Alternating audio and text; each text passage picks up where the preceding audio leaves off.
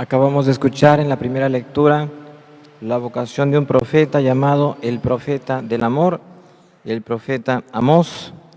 Nos cuenta sus orígenes, nos dice que él no era profeta y tampoco quería ser profeta. Sin embargo, Dios lo invita a anunciar su palabra y a denunciar la injusticia de su pueblo. Él dice que era un hombre de campo, él cultivaba higos, él tenía su ganado, y de ese ambiente familiar de trabajo, una vida ruda, de ignorancia, se convierte en aquel que va a hablar en nombre de Dios al pueblo. Es muy interesante pues esta contradicción que él vive del no querer ser al deber ser. Dios a veces nos cambia la jugada, ¿verdad? A veces queremos un rumbo y Dios nos va poniendo señales para tomar otro rumbo completamente diferente al que habíamos pensado, diseñado o querido. La lectura del Evangelio de Mateo es continuación de la de ayer, en la cual Jesús expulsa a los demonios de dos hombres y la gente al verlo se espanta tanto que no quieren que esté en ese territorio. O dice que Jesús vuelve en sentido inverso por el lago y ahora hace otro hecho maravilloso, otra curación. Ya no espiritual, sino una curación física. Mateo nos cuenta que estaba en Cafarnaum, su ciudad. Siempre pues la raíz, Jesús no pierde sus raíces, sus orígenes. Dice que allá donde él estaba, le traen a este hombre paralítico que estaba postrado en una camilla. En la Biblia el estar postrado, el estar acostado, la posición horizontal, es como un sinónimo de decir que estaba muerto. Estaba en el pecado, que es como estar muerto en vida. Y este hombre que está tendido en el suelo, en la camilla, es aquel en el que se fija Jesús y el que va a ser objeto y sujeto de esta curación milagrosa y maravillosa.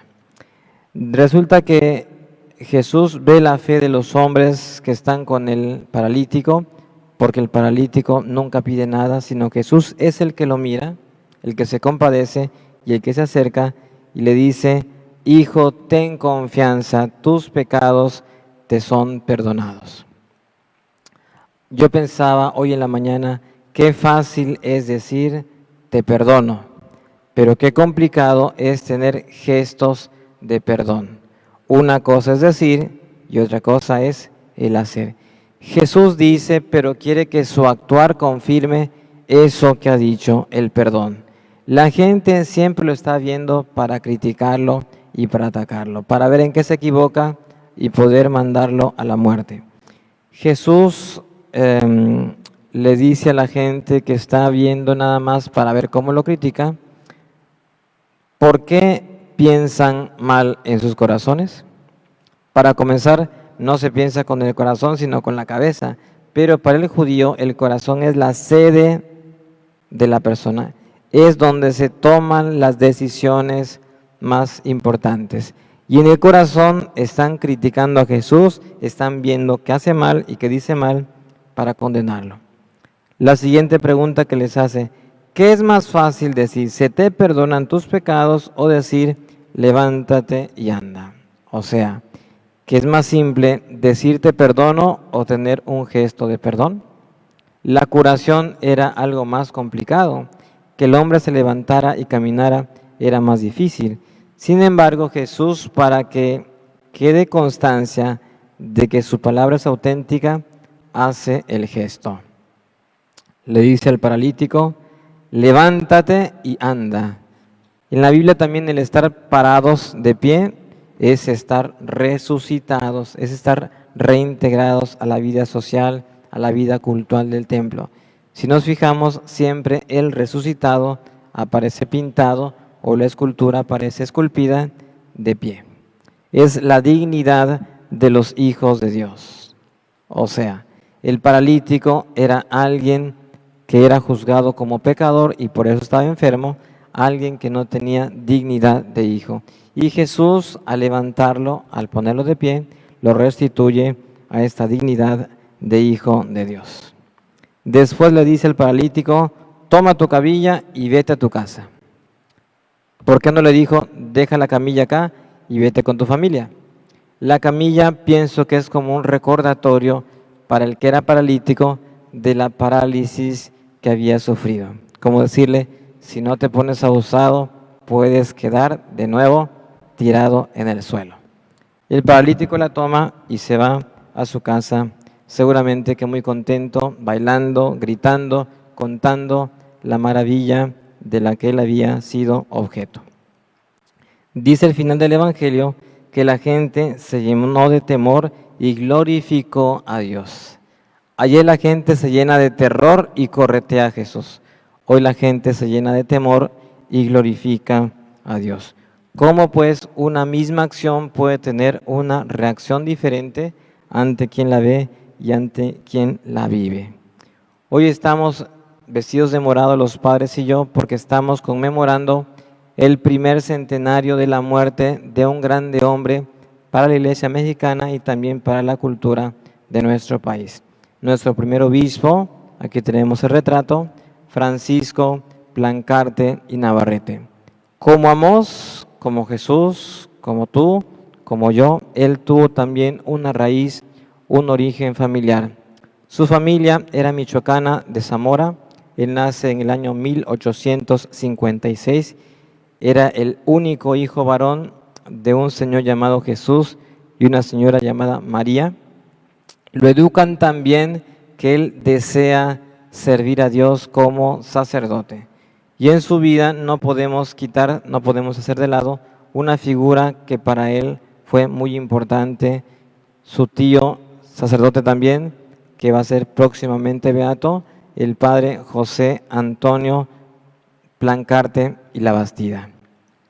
Él desde pequeño aprende la fe, aprende a ir al templo, aprende a rezar, aprende a amar, aprende a hacer el bien y su tío lo manda junto con un grupo de adolescentes a Roma. Es el primer grupo de seminaristas mandados de México a Roma al Colegio Pío Latinoamericano para formarse como pastores de nuestra nación. De ese grupo prácticamente todos llegarán a ser obispos. Él va creciendo en Roma, es ordenado sacerdote en la Catedral del Papa, o sea, en la Basílica de San Juan de Letrán, en el año de 1880. Se viene a México y colabora con su tío en los afanes apostólicos. El tío está preocupado de la formación y la educación cristiana de la niñez mexicana y sobre todo de la niñez femenina que en aquel tiempo no era tomada en cuenta y no era educada y no tenía ningún papel protagónico en la sociedad.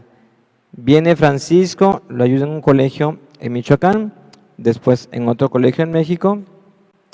Y en cuanto a la cultura, el año pasado hubo un coloquio sobre él porque fue uno de los pioneros en México de la arqueología. Era estudioso de la arqueología y también de la historia, de la cual escribió varias obras. Cuando el mundo celebró el cuarto centenario del descubrimiento de América, él forma parte de la Comisión Mexicana que iba a representar a nuestro país en una muestra arqueológica que se hizo en Madrid en el año de 1892.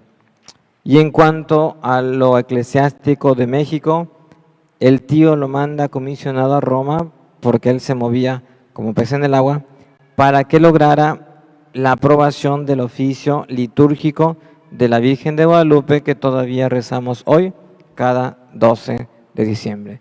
Y haciendo eso, le encomiendan también los obispos de México tramitar la fundación de este obispado de Campeche. Y jamás se imaginó que casi simultáneamente el Papa estaba tramando elegirlo como nuestro primer obispo por el año de 1895. Resulta que él no quería ser obispo, como Amós tampoco quería ser profeta. Y resulta que el tío casi lo obliga, lo convence de que Campeche era el lugar ideal para él para cumplir su anhelo de ser misionero.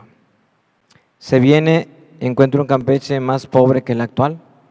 Llega el 26 de noviembre de 1896, cuando las comunicaciones eran mucho más escasas, cuando la pobreza era más grande, cuando había mucho menos parroquias, cuando el clero no llegaba a 20 sacerdotes, no teníamos seminario, y él se atreve a venir joven, no tenía ni 40 años cuando llega, a tratar de abrir campo para los que vinieran detrás de él.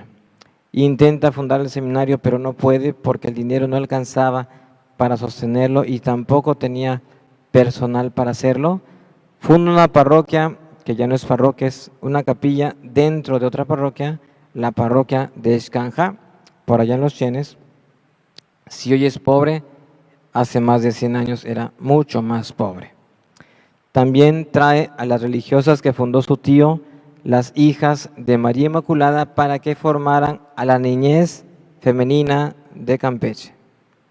El colegio se llamaba San Francisco y no he averiguado bien, pero parece que estaba por el centro histórico.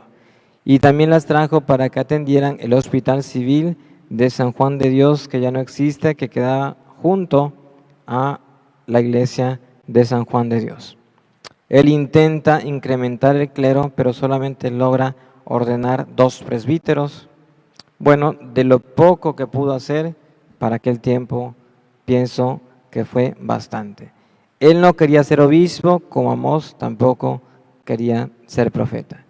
Como Jesucristo encontró también muchas caras largas, muchos falsos levantados contra él, lo mismo que le pasó a Jesús ayer, que la gente no quería ni que estuviera en su territorio, o como hoy hemos escuchado, la gente se sorprendió y alababa a Dios. Su tío, que era como su mentor, muere, va a los funerales y ya no regresa a Campeche porque es trasladado al obispado de Cuernavaca, donde fue el segundo obispo. Después de unos años en Cuernavaca, lo mandan a Monterrey en 1911, cuando estaba efervesciendo la Revolución Mexicana. Es expulsado del país como muchos tantos otros obispos durante 5 años. Del 1914 al 1919, cuando vuelve a Monterrey y poco después muere, un día como hoy, 2 de julio del año de 1920. Pienso que esta ocasión, esta celebración, es un homenaje ante Dios merecido por este grande hombre de la Iglesia y este grande hombre ante quien la cultura mexicana debe rendir tributo porque le debe mucho en su trabajo como historiador y en su trabajo como arqueólogo y sobre todo en su trabajo como pastor de la Iglesia. Quiero acabar repitiendo unas palabras que dijeron en una de tantas misas como esta, recién muerto. Esta misa la dijeron en una misa que hicieron las religiosas fundadas por su tío en la Ciudad de México, que es como un reconocimiento ante Dios de todo lo que él hizo, pidiendo al Señor que le conceda el premio de la luz eterna, el premio de los justos. Oh Rey de gloria, rico y pródigo en misericordias y bondades para todos los que te provocan, acepta los preciosísimos méritos de aquel Hijo en quien tienes tus complacencias, los cuales hoy te ofrecemos por manos de tu amantísima Madre, nuestra Reina del Tepeyac, y por ellos conduce a tu siervo los resplandores de tu esencia soberana, luzca para él tu luz eterna, enriquécelo con el descanso sempiterno de los justos. Amén.